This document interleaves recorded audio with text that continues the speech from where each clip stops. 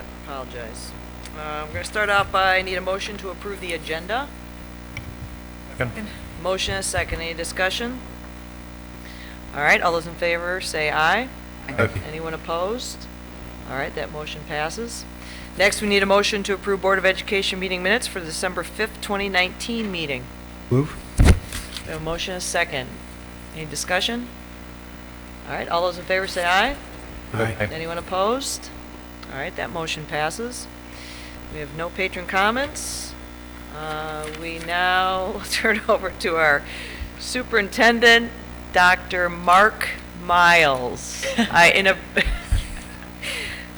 So he always is in my ear saying, Mike Miles, it's Mike Miles. So today at the early childhood ribbon cutting, I said Mike Miles. So now there's the joke. All right, carry on, Dr. Mark Miles. Regardless of the name, it's great to be here this evening. I have a few announcements. First, I'd like to extend congratulations to Eureka Elementary School Assistant Principal Corey Luchek, who was named the 2019-2020 Outstanding Assistant Principal by the St. Louis Suburban Elementary Principals Association. The Eureka Elementary School community honored Corey during a surprise assembly on Wednesday. Corey's impact upon the students at Eureka Elementary School is evident through the enthusiasm and the smiles they showed during that surprise. Educators like Corey play a huge part in our mission to ensure all students realize their potential in Rockwood, and we are delighted that Corey has received this recognition. Chesterfield Elementary School welcomed some very distinguished guests this afternoon.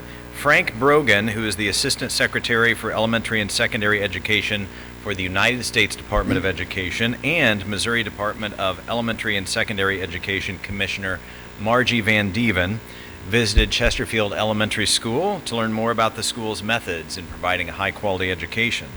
They met with teachers, staff, and students and gained insights into what makes Chesterfield Elementary School such a unique place for our children. Like many schools around our district, Chesterfield Elementary School is leading the way in education innovation, and we are excited to share our success stories with state and national education officials. It was just a unique opportunity, and Frank was very open, visiting with students, board members, staff members. In his closing comments, he was, you could tell, very impressed with the educational services we provide, not only at Chesterfield Elementary, but throughout the district. It was a great visit. And as I'm sure you have heard, witnessed, and or experienced as you shoveled off your driveway earlier this week, the 150 square miles of the Rockwood School District was blanketed by a thick layer of snow Sunday evening and most of the day Monday, included a little bit of ice. When students and staff were ready to return on Wednesday morning, they were able to do so in large part due to the tireless work of our facilities and grounds crews. So here's an example of the work that they conducted at Baldwin Elementary School, clearing the parking lot and sidewalks so that our students and staff could return safely.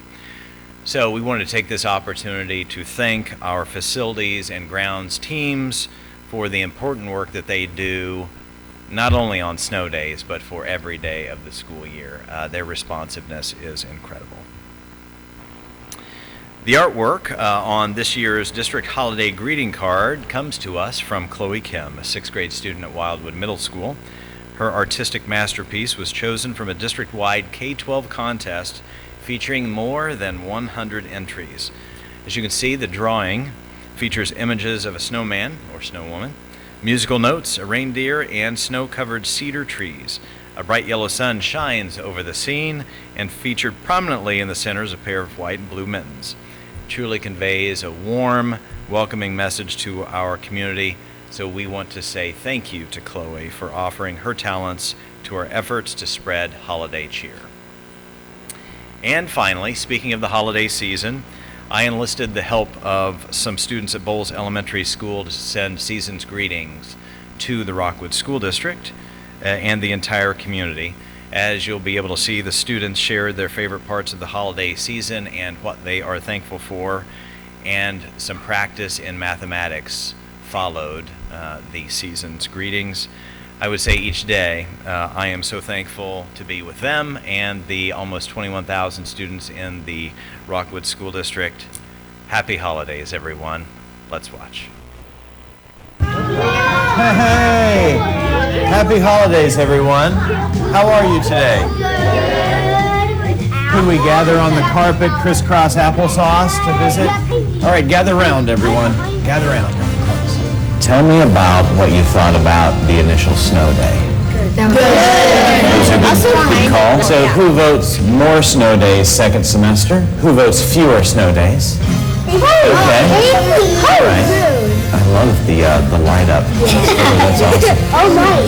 So let's talk about the holidays. What do you do? What are some family traditions during the holiday? We make gingerbread houses. Excellent. I eat a ton of peppermints and stuff.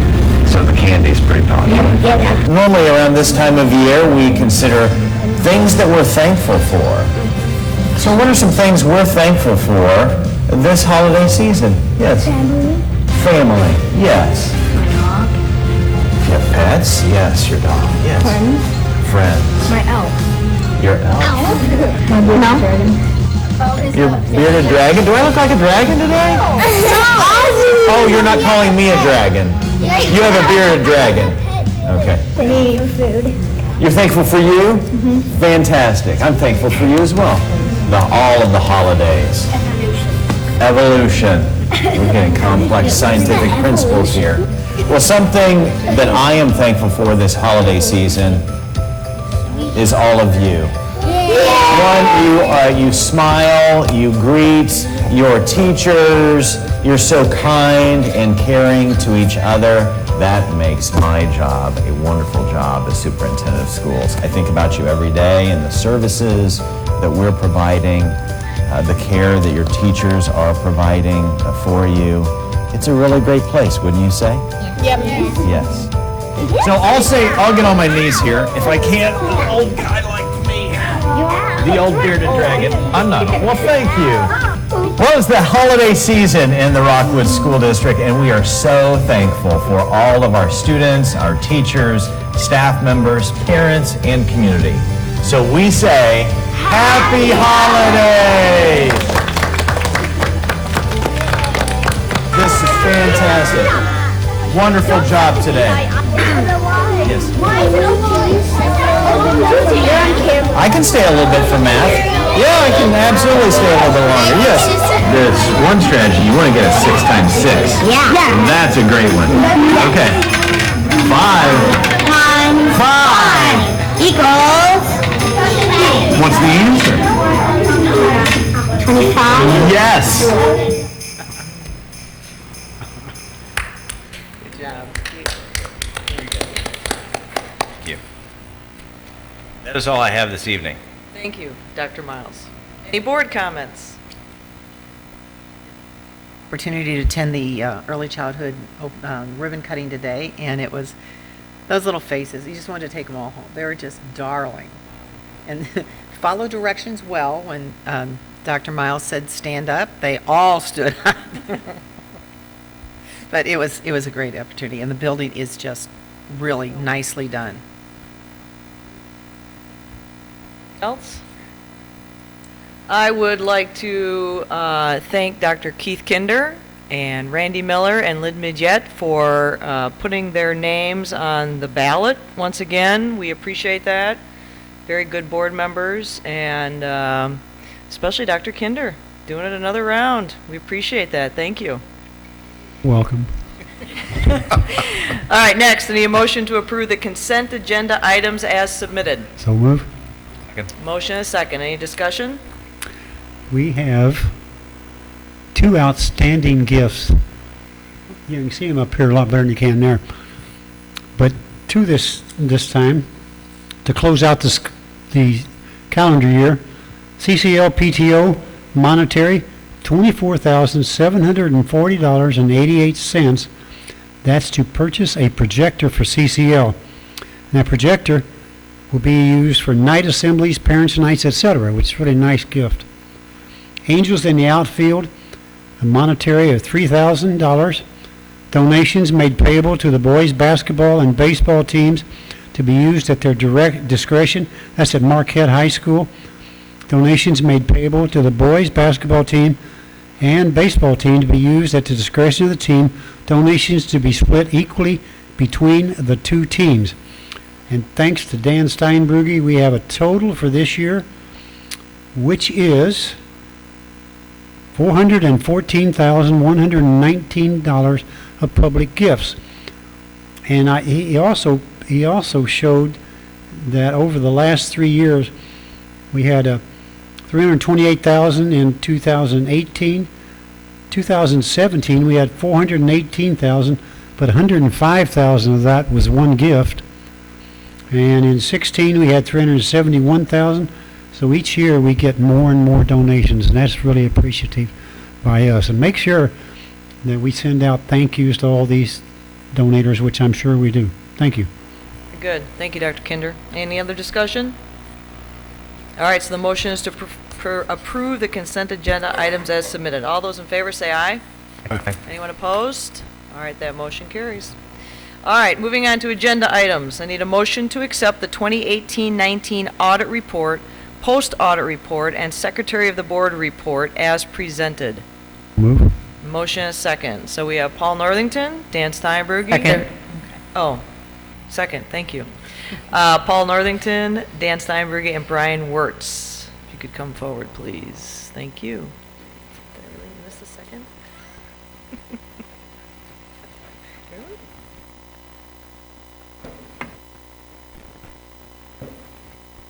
Oh, Oh, welcome. thank you. My name is Brian Wirtz. I'm a partner with Kerbeck and Breckel, and we're the independent auditors for the school district, and I've been asked this evening to give a brief presentation of our audit and our results. I don't know if do I have the clicker for this thing? Oh, great. Maybe. Okay, there we go.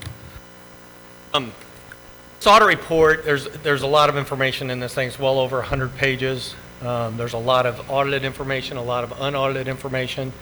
The most important, maybe not important, but it's a very significant thing in here is 2 certificates of excellence in financial reporting from last year's CAFR that was submitted to ASBO and GFOA. And the district has been doing that routinely for years, but it's always good to get those certificates of excellence in financial reporting, so congratulations to everybody on that. When we discuss an audit, I always like to talk about what each other's responsibilities are when it comes to an audit, because sometimes I think people think if you get an audit and there's a misstatement in the financial statements, the auditors will find it, correct it, and we will go on. And that would mean we're a part of your internal control structure if that were to happen, and therefore we'd be no longer independent. So we can't be a part of your internal control structure. It's management's responsibility to prepare the financial statements in accordance with GAAP and to make sure that there's no material misstatements in the financial statements. There are really two types of financial statements in this audit. One is the government-wide financial statements, which is prepared on the accrual basis of accounting, which is much like a for-profit entity. And then the fund financial statements are prepared on the modified accrual basis of accounting, which is, and then there's a reconciliation between the two. And the most significant reconciliations or differences relate to fixed assets. So fixed assets in the fund financial statements are expenses, and they're capital items in the government-wide financial statements. Debt, when you issue debt, it's revenue. When you pay debt, it's expense in the fund financial statements, and it's liabilities on the fund or the government-wide financial statements. The other significant item in the government-wide financial statements is the district's proportionate share of the underfunded liability related to PSRS and Kehrs. So that liability is required to be recorded on the government-wide financial statements. Lastly, the management is responsible to maintain an internal control structure that safeguards the district's assets and to make sure that the financial statements are not materially misleading. Our responsibility is to audit those financial statements and express our opinion, obviously. Our audit is performed in accordance with generally accepted auditing standards, government auditing standards, and uniform guidance, which is federal program audit procedures required related to federal programs. In the planning stages of our audit, we assess risk. So we talk about where we think there are risks where a material misstatement could happen in the district's financial statements. We are then required to develop audit procedures to address those risks and obviously perform the audit procedures and issue our opinion. During that process, we review the internal controls of the district. The district will give us commentaries of how the controls are working. We will run transactions through those commentaries or through the systems, determine that they're working as they've stated to us. And during that, we do not give an opinion on the internal controls of the district. That's outside the scope of an audit. So even in the federal program area, we test certain controls related to those federal programs, but again, we do not give an opinion on the internal controls. The lastly thing is fraud. So we assess fraud risk when we do our planning, and we also make inquiries of management, selected random employees. We will ask them if they're aware of any knowledge of any fraud. And then if something were to come up, obviously we were required to investigate that, but we're not required to develop audit procedures to detect fraud. It's just only if it comes to our attention. The audit report that we're issuing this year is an unmodified opinion, which basically, based on our audit, the financial statements are not materially misstated, and we're giving a limited assurance on that, not absolute assurance, because we don't test 100% of the transactions. We cannot give absolute assurance. There are 3 types of weaknesses that we would be required to disclose to you: a control deficiency, which is a minor deficiency in the internal control structure; a significant deficiency, which is a deficiency that would have to be reported to you in writing; and then a significant deficiency that's considered a material weakness, which is a weakness that it is probable that a misstatement in the financial statements would exist and go undetected. We're happy to report we have no material weakness, no instances to report to you in in any of those 3 categories. And then we're also required to look at compliance laws and regulations if there's any weaknesses related to that as it relates to governmental auditing standards. We'd be required to disclose that to you, and we're happy to report we had no non-compliance noted. Oh, I'm not sure what I'm pointing at here. Third part of our audit is testing the major the federal programs of the district. So basically, we take all the programs that the district is involved in, and we split them up between A and B. Any program that's over $750,000 is an A program. Those programs have to be audited once every 3 years, and we're required to cover 20% of the district's federal program expenditures. This year, we did the Title I program as our major program and got our coverage. We issued an unmodified opinion with no material weaknesses noted, and there were no audit findings related to uniform guidance. Next is state reporting. We're required to review the budgetary and disbursement procedures, accurate disclosure of attendance and transportation records of the district. That part of the examination is done in accordance with attestation standards issued by the AICPA, so it's really not audit standards because it's not financial information. So we do give an unmodified opinion on that as well. Other required communications. The most significant accounting policies used to prepare these financial statements are Note 1 to the financial statements, which is labeled significant accounting policies. There were no changes in accounting policies from previous years, so the financial statements have been prepared consistently with prior years. There are significant estimates in these financial statements. We talked about the net pension liability and the OPEB liability.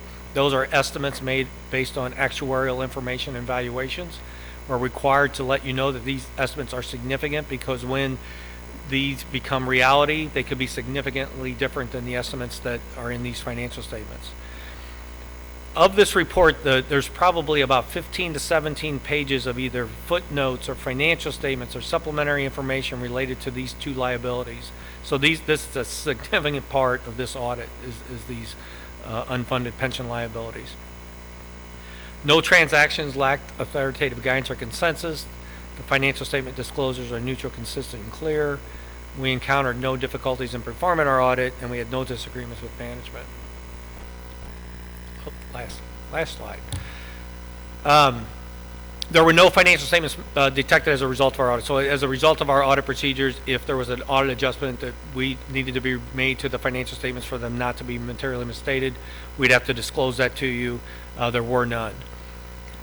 At the end of the audit, we do get a representation letter from management. They give us a letter basically stating that the financial statements are complete and accurate, ready to be issued. All information, material information has been disclosed to us. They've answered our questions to the best of our ability, let us know if there's any contingent liabilities or any subsequent events.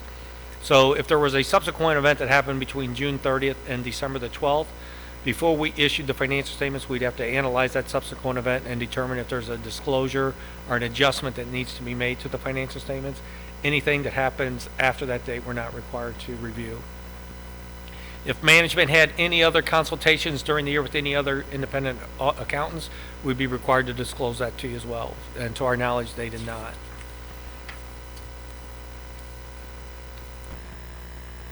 This is a big audit. A lot of blood, sweat, and tears in there, a lot of hard work, and we thank Paul and Dan and the rest of the staff for their cooperation and everything that they do for us and getting ready for the audit. When we come in, they're ready. We get in and out in about 2 weeks, which is about as good as we can do for a district this size, and we appreciate their efforts. So if there's anything I can answer, or any questions, I'd be happy to answer. Yes, sir. I have 2 quick questions. This audit, is this a required audit, or is it a choosing by Rockwood just to make sure we're doing everything right? It's required. By? Well, DESI requires it every year. It's got to be submitted to them by December 31st every year. Okay, it's required by the state of Missouri.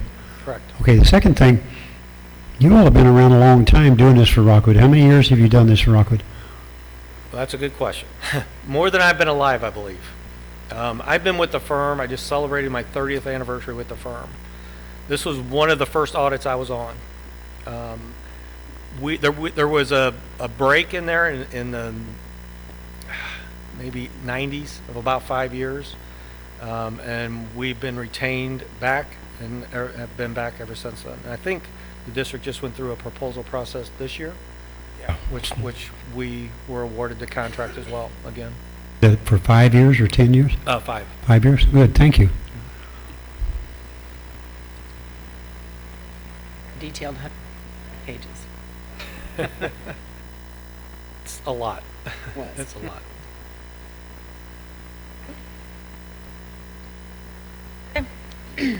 Motion is to approve the 2018-19 audit report, post-audit report, and secretary of the board report is presented. All those in favor say aye. Aye. Anyone opposed? All right, that motion carries. Thank you. Thank you. Happy holidays. Thanks, you Holidays too. Thank you.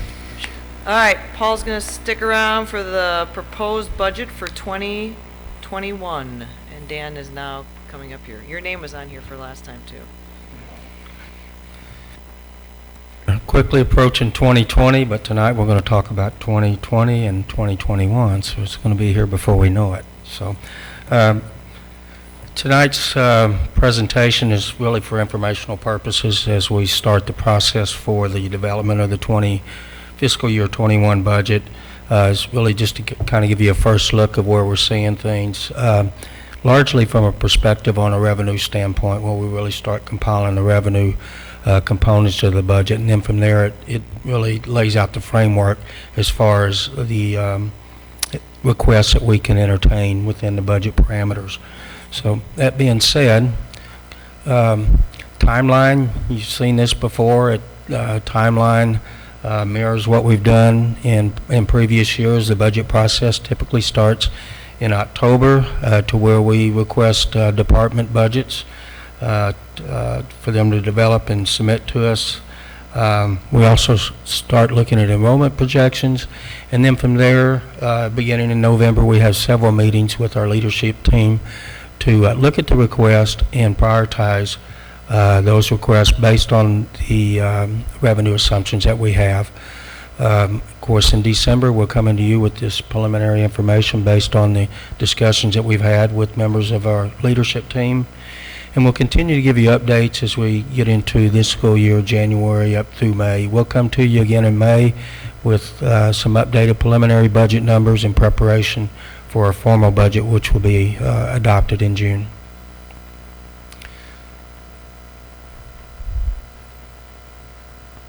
Okay. Parameters for fiscal year 21 again mirrors what we've established in prior years in that we approach it from a budget balance standpoint. Some things to really note within the parameters for fiscal year 21 is that there's limited revenue growth, especially when you compare it to FY20, and that 21 is a non-reassessment year for property values. Typically, we see about a 1% growth, and that's really related to new construction, as opposed to reassessment years where there's a total reassessment of all the properties within our district.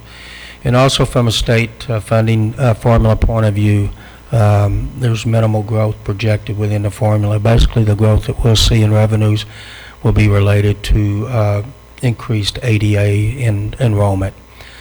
Other parameter or fund balance policy, we'll continue to keep that within the parameters that have been established by board policy, which says our operating reserves will be at 18% with a 4% reserve.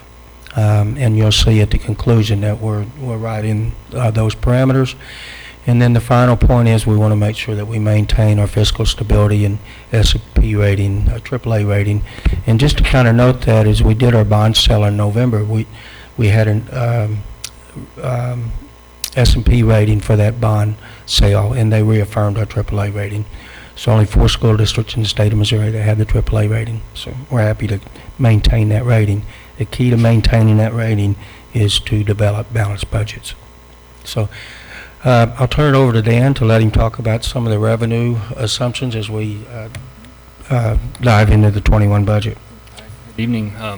Next couple slides, we'll dive a little bit deeper into why 21 is showing limited revenue growth.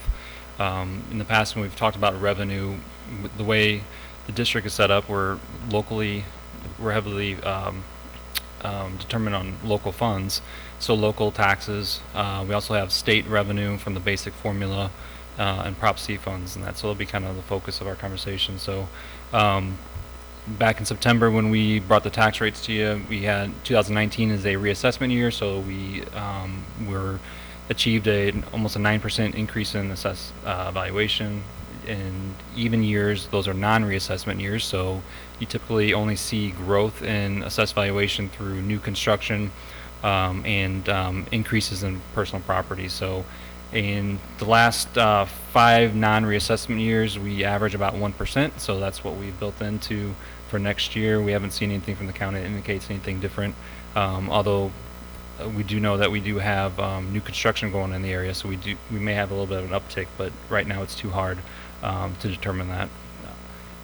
Can I ask you a quick question about that new construction? Do you, where is that? Is there certain pockets that we're still a Eureka area or whatever, or what does that look like? So for the new construction that, the reports that we got for 2019 that were finalized, I think we had about 45 million in new construction, and roughly 27 of that was in the Eureka area. We had some growth out in a little bit of growth out in Fenton, but a lot of that new area, the old Chrysler plant, I believe, is TIF, so we didn't see a whole lot of that. But for next year, in some of our conversations with some of the developers for residential, Wild Horse Creek Road has a lot of residential development going on there, so we're anticipating some growth up in that area. Chrysler, that area sure looks like something's going on. Yeah, right? there's a lot of walls going up out there. Yeah. All under tip.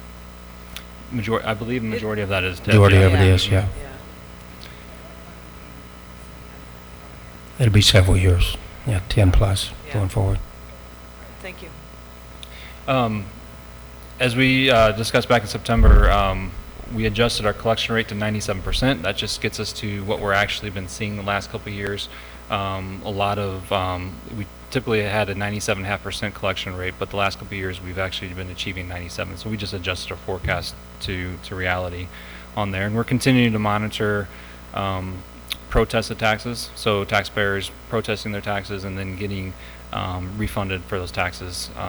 With a 9% increase in assessed valuation, we're expecting that to increase this year, so we're just going to have to monitor. And a lot of that information we're not made aware of until the county actually reports it to us, and we've already paid it back to them. So we're kind of waiting in a wait mode from the county from that standpoint. Prop C, so that's sales tax money we received through the state, through DESE. We're projecting a 1% increase on there. And then also we're our residential growth, and in a couple slides we'll show how our ADA is increasing from an enrollment standpoint, but that's being offset by the decrease in the VIC program. So we're seeing projecting a decrease of about 130 students through that program next year. So that's impacting some of the local revenue. At state level, current information that we're getting from DESE and legislation is that their funding level is going to remain relatively flat for next year. And then that's DESE the state has a couple factors in there for our state adequacy target and our dollar value modifier. One of the components that the district controls, or at least has an impact on the formula, is our residential student enrollment. So we have seen an uptick in our residential enrollment that we're forecasting to increase, which will allow us to recapture some additional dollars from there. Even though the state monies, their factors are staying the same, the increase in enrollment's allowing us to pick up some residential growth. Transportation funding will remain the same. They have a small allocation built into there, but some of the other factors are showing that's going to stay relatively flat. And then we have a slide here about the early childhood special education funding, and then other county, federal, and local revenue that counts for less than 1% of our total revenue, and historically that's stayed relatively flat. This just summarizes what our adopted budget for the current year was, and what our current projection is. So, as we previously disclosed in our projection reports, we did have an uptick in our current year estimates due to the 9% increase in assessed valuation. That was higher than what our budget was, and then also with our enrollment experience, we've had an uptick in our state revenue as well. And then for next year, you can see that we have about a $700,000 increase in our revenue over the year.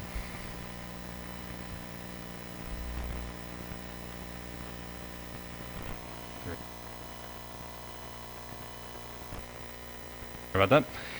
So this is just a summary of our local taxes. As you can see, for this year we had $285 million in reassessment growth. So that was our 9% increase there. For next year, we just have $40 million established for new construction. So total increase of revenue of $1 million, just over $1 million. Right now, we're projecting that our tax rate will stay relatively the same for next year. But once we get information in the spring from the county, that may change some of those factors.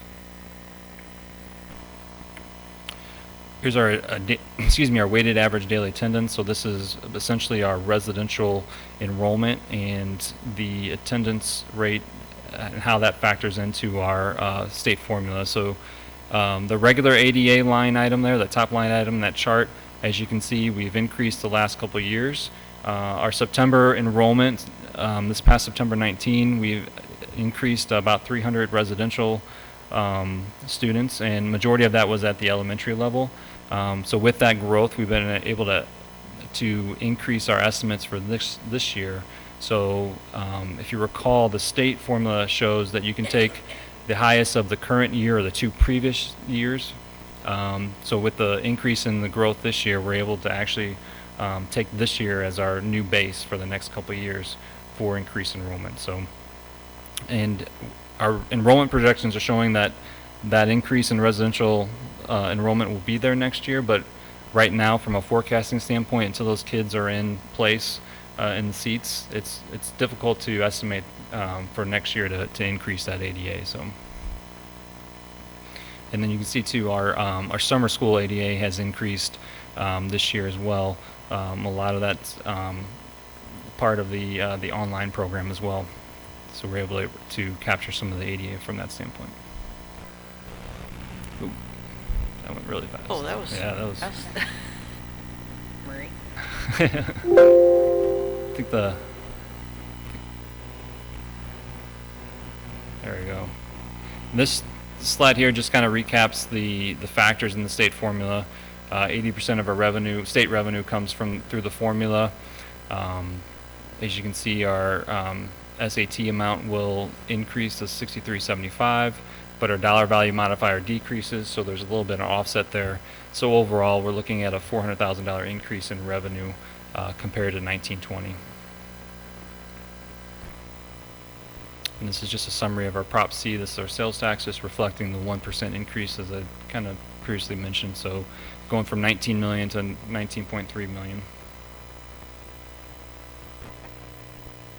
This is just a nice chart showing how dependent we are on local funds. So 79% of our total funds come from our local revenue. 18% is at the state level, so 97% of our funding is dependent on local and state resources. And then out of the local, if I can get the next slide, there we go. 84% of our local funding is at the local tax standpoint. So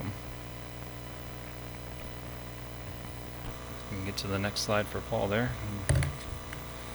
Okay, so Dan's kind of walked you through the revenue assumptions, so that's really the starting point for us to determine what our resources are to entertain the budget request. And as you know, our requests typically always exceed our resources. So that being said, then we have to sit down with our team and find the approach that gets us to a balanced budget.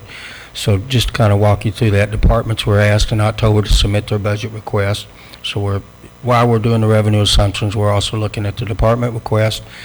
The school building budgets are based on the enrollment data that was taken in September, and we allocate a per pupil allocation for elementary, middle, and high schools. And then from there, the administrative leadership team reviews the budget target, and we make adjustments that are necessary to balance the budget with the revenues that Dan has put before you, typically that we have in November, and we start updating those into the spring. The numbers that balanced budget that we're giving you is based on these numbers that Dan has provided to you.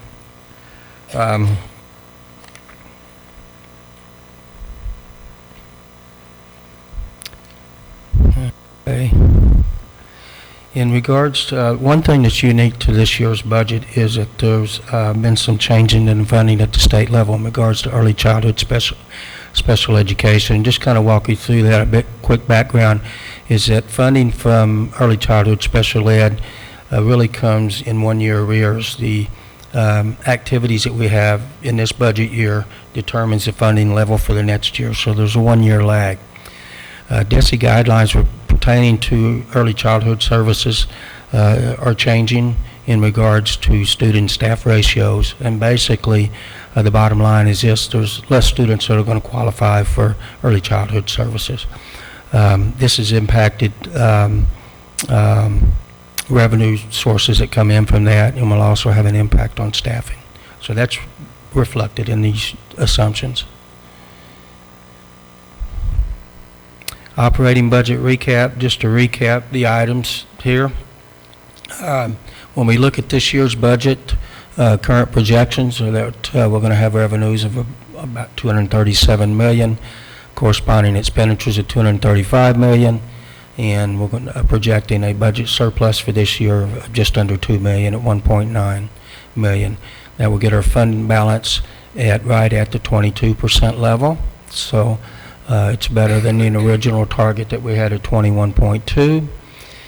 And fiscal year 21 preliminary budget, where we see things as of today, is revenues and expenditures in the $237 million range, a budget surplus of $26,299. So a very small part of the overall budget. Put it in perspective, if we miss the budget by 1%, that's $2.3 million. So it doesn't take long to get away from that number, depending on any number of factors. We'll end the fiscal year 21 with an ending fund balance of about $51.7 million. The other thing to note, even though we have a budget surplus of $26,000, our fund balance percentage is actually projected to decline slightly to 21.8 from 22. And the thing to remember there is our budget surplus needs to be equal to our increase in expenditures to maintain that percentage. So we've walked you through a lot of numbers in a short period of time. Do you have any questions?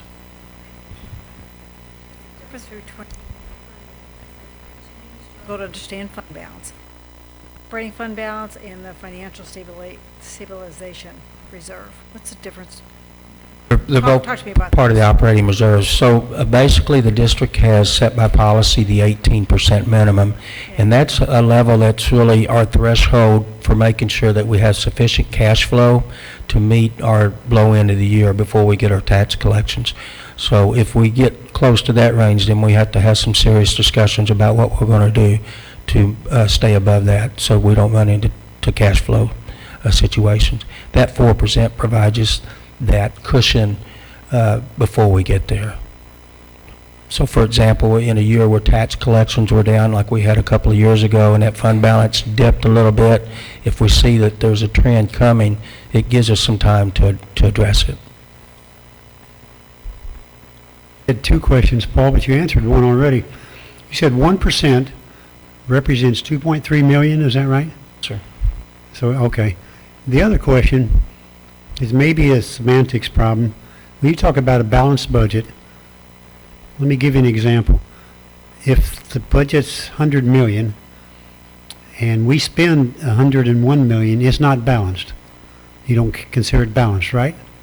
It's correct unless we had 100 additional revenue. Yes, we'd be $1 million shortfall. But if it's 100 million and you only spend 98, you consider that a balanced budget, 98 million. We'd actually have a $2 million surplus in that It scenario. would still Yes, be, you would still call that a balanced budget. So if you underspend, it's balanced. If you overspend, it's not. Well, really the definition of balanced budget is your revenues are at or above your expenditures. Okay, so So you could have a combination of both where your revenues and expenditures both go up. Okay. But to be balanced, the revenues have to be at or above your expenditures. It's not 100 million, you spend 100 million. It could be less you spend. Okay, good, thank you. Mhm. That's correct. Plus we go in. Yes. Very good questions. Thank you. Is anybody else? All right. There is nothing else that we need to talk about on that. That was just the first draft of the proposed budget. So thank you, gentlemen. Thank you. Thank you, Great job so far. All right, next I need a motion to approve the bond issue purchases and related contracts, 7,500 to 150,000 as submitted. Move. Motion and a second. Deb Kettering is coming forward. Hello. Good evening. So the request in front of you is for data wiring and the actual physical installation of new security cameras or surveillance cameras at Blevins Bowles, Utah Valley, Westridge Elementary Schools, CCL, ILC, and Eureka High School. And this is allowing us to proceed with our upgrade plan and modernization plan for our surveillance systems. Going to be every year? You're going to keep doing different schools? We are planning to improve each year, some schools. Because will we ever get to a point where we say, hey, we're good for 5 years? Probably not, because technology is constantly changing, but we will get to a point where they're all at the standard. Standards, okay, good. Close we now. Probably about 40%. This will put us a long way to that. To be over this will put us way over the 40%? Yes. Good. Can't hear Tammy. As far as within this list, I mean, just these schools. so we picked schools that had the most deficiencies, or in the case of Eureka High School, there is such a significant construction project and demolition that it made sense to do that school. That be part of the bond issue, that upgrade at Eureka? The new construction is Okay, that's good. part of the Yes, the cameras in the new construction are part of the construction budget. This is to bring up the part that's not. Gotcha. Okay, good on that one? Yep. All right. All right. Thank you. Thank you. Brenda, you're up the next one? We have to vote, don't we? Huh? They're together. Oh, they're Oh. together. There's two Okay. of them. But Brenda, you're doing the next one? Thank you. Evening. Good evening, Brenda.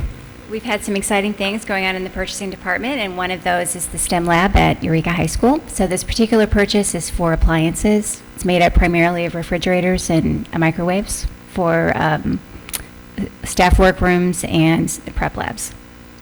I have a question on that, Brenda. There are two bids that are exactly the same. Is there a secret to which one you chose, or how do you choose which one? Well, I mean, we go with the low bid first, and then if the two, Home Depot and Lowe's, they pretty much, I mean, their appliance prices are usually the same.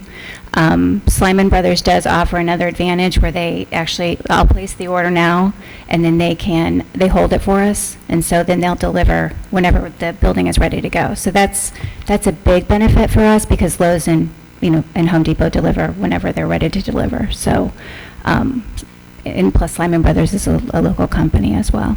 Good. I was wondering how you figured it out when they were tied. Right, and I did the bids on Black Friday, so we got really great deals, so that was an extra bonus. Appliance prices really go down on Black Friday. Thank you very much. So you said, I really have to go shopping for work. I do. That's right. That's legit. Exactly. That's a great answer and great question. Yeah. Good If you'd job. gone to Lowe's, I could go get it for you and use my veterans discount.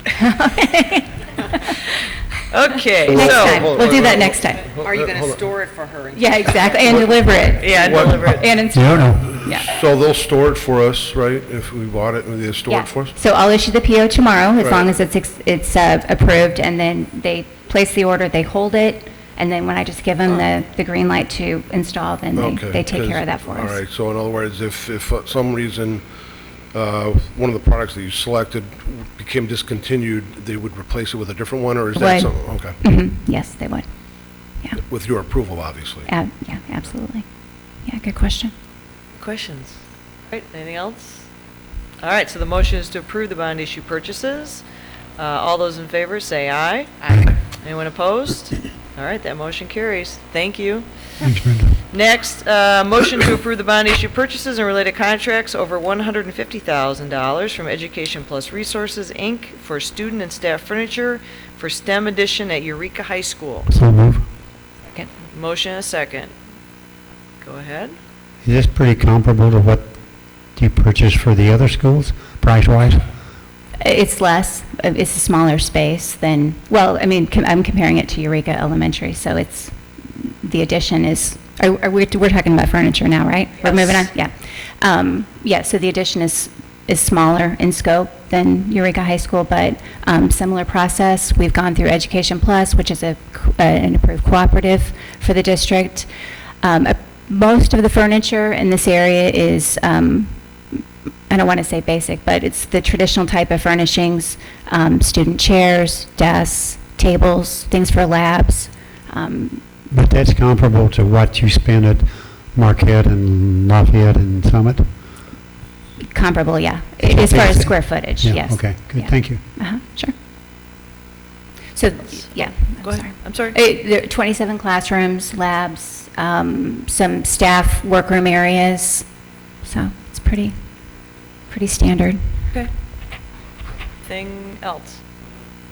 All right, so the motion is to approve the bond issue purchases and related contracts from Education Plus Resources. All those in favor say aye. Aye. Anyone opposed? All right, that motion carries. Thank you. Thank you. All right, next is a proposed agenda for the January 16th, 2020 Board of Education meeting. Anybody have any questions, comments?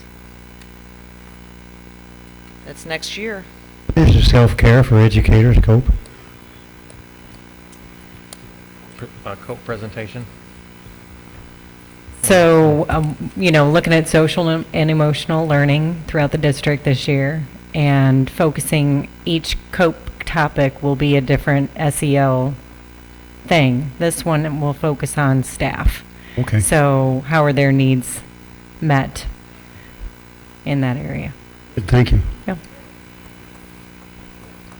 Anything else on the agenda? All right, next up, future agenda presentations and events to attend.